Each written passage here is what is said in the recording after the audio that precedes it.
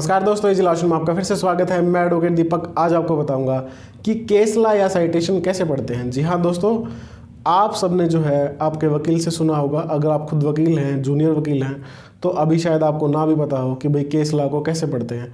तो इस वीडियो में हम डिटेल में प्रैक्टिकली एक केस लॉ को पढ़ के दिखाएंगे आपको कि उसमें क्या पढ़ना होता है, उसमें क्या छांटना होता है और वो छांटने का तरीका क्या है कि भाई आप उसको अपने केस में कैसे इस्तेमाल कर सकते हो।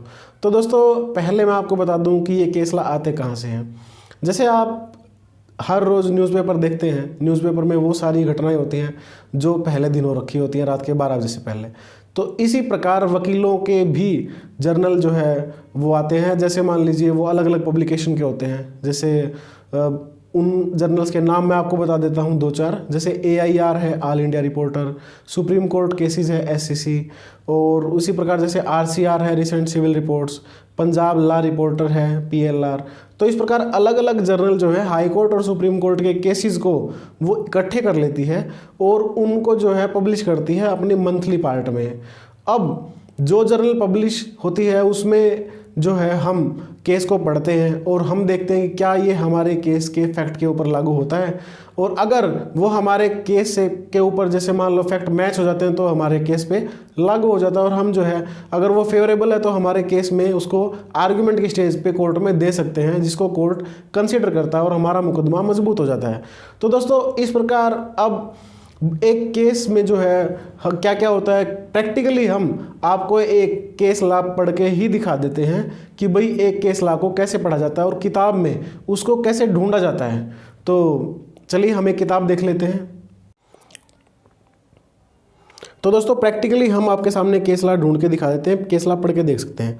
ये RCR का एक पार्ट है और इस पार्ट में सबसे पहले होता है जो वो इम्पोर्टेंट पॉइंट्स होते हैं। अब इन पॉइंट से जो नए नए फैसले आए हैं हाई कोर्ट और सुप्रीम कोर्ट्स के, उनको आप यहाँ से देख सकते हो डिटेल में। जब आपके पास टाइम नहीं होता है तो आपको देखना होता है कि भाई कौन सा केस मेरे केस पे फिट बैठेगा, तो वो आप यहाँ से देख सकते हो। तो साल में 3 से 4 पार्ट बन जाते हैं। ये RCR सिविल है, 2020 का 3 RCR civil, recent civil reports. तो इसमें मेनली सिविल केसेस की जो रिपोर्टिंग होती है। उसके बाद नॉमिनल इंडेक्स होता है कि भाई मान लीजिए आपको केस का टाइटल पता है, सिर्फ उसका साइटेशन नहीं पता। आपको एक केस ढूंढना है कि भाई Gram Panchayat versus state of Haryana, Gram Panchayat, वो आपको पता है कि भाई ये फैसला जो है 2020 में हुआ, इस महीने में हुआ है। तो आप उसके जो आसपास के जो 2-3 पार्ट है उनमें देख लेंगे। तो आप यहाँ से Gram Panchayat of village Bhatola versus state of Haryana देख सकते हैं। उसका जो पेज नंबर रहेगा वो 139 रहेगा यहाँ पे। तो इसी प्रकार अब नाम के बाद जो है एक्ट वाइज भी जो सब्जेक्ट इंडेक्स इसमें लिखा होता है, ये सब्जेक्ट इंडेक्स रहा। अब यहाँ पे क्या है, जो ABCD के हिसाब से सारे के सारे जो है वो एक्ट होंगे और उनके अंदर जैसे सबसे पहले एडवोकेट एक्ट है, उसके बाद आर्बिट्रेशन एंड कंसिलिएशन एक्ट है, उसके बाद इसी प्रकार जो टॉपिक रहेंगे, जो बेयर एक्ट रहेंगे, वो जो ABCD के हिसाब से कैलकुलेट होंगे, इसमें लिखे होंगे। तो अब जैसे मान लीजिए ये सिविल प्रोसीजर कोड है। अब सिविल का जो रिपोर्टिंग का ये जर्नल है तो इसमें सिविल के सबसे ज़्यादा केसेस रहेंगे। तो इसमें CPC शुरू हो जाती है यहाँ से सबसे पहले सेक्शंस रहते हैं। सेक्शंस भी जो है वो सीरियल वाइज ही रहेंगे, 1 2 3 4 5 करके। इसमें 24 हो गया, 96, 100। उसके बाद ऑर्डर्स कि भाई आपको मान लीजिए केस लॉ ढूंढना है। चलो हम एक केस पढ़ के देख लेते हैं कि कैसे पढ़ते हैं। इसमें मान लीजिए हमें एक केस चाहिए था रिजेक्शन ऑफ प्लेंट पे। मान लीजिए ये 7 रूल 1 पे जो केस है कि भाई एडवर्स पोजेशन और टाइटल की प्ली इकट्ठी ले ली थी इन्होंने, तो एडवर्स पोजेशन और टाइटल की प्ली इकट्ठी नहीं ली जा सकती। तो इस लाइन पे हमें केस लॉ चाहिए था और इस लाइन के कारण ही जो है ना प्लेंट रिजेक्ट हो गई थी। ठीक है जी। तो इस प्रकार अब हमें पता है इसका जो सुप्रीम कोर्ट का ये फैसला है SC लिखा हुआ है यहाँ पे। 7 रूल 1 में जो है वो ये फॉल करता है। उसके बाद जो केस का टाइटल था नरसम्मा वर्सेस A कृष्णप्पा। अब 2020 का 3 RCR सिविल 646। तो यहाँ पे जो है हम देखेंगे, मैं आपको बता देता हूँ, आप कहीं अगर लिखा देखेंगे इसको तो आप कंफ्यूज नहीं होगे। इसमें क्या रहेगा, 2020 वो क्या डिनोट करेगा, इसके ईयर को। और आप अगर ध्यान से देखेंगे 2020 ईयर हो गया, 3 ये पार्ट हो गया कि भाई ये तीसरा पार्ट है।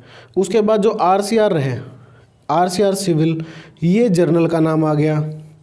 अब जो जर्नल है जैसे वो एससीसी भी हो सकता है, पीएलआर, पीएलजे, एआईआर सब हो सकते हैं।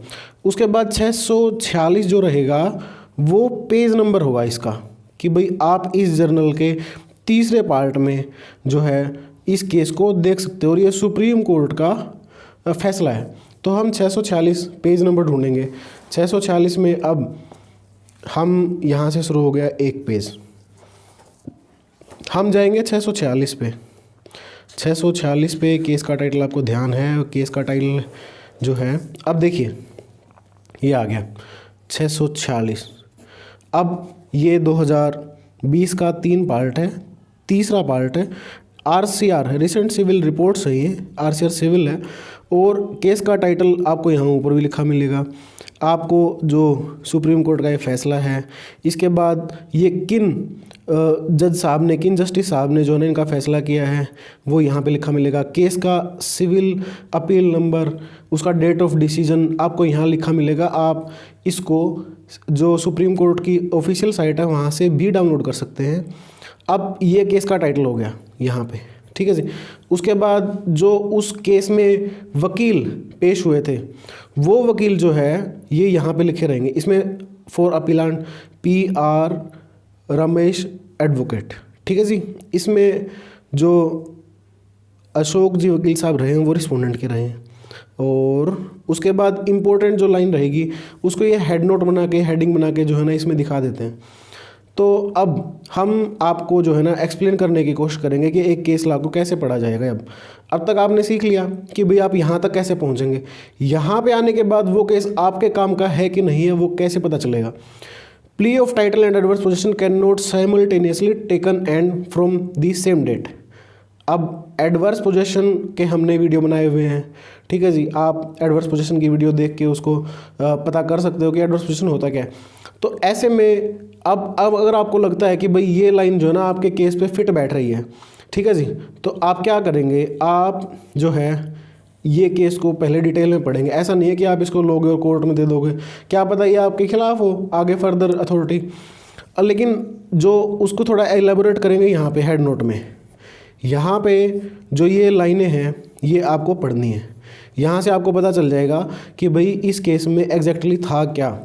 ये पढ़ने के बाद इसके नीचे कोने में यहाँ पे मैं आपको दिखा देता हूँ, यहाँ पे एग्जैक्टली लिखा हुआ है पैरा नंबर 38।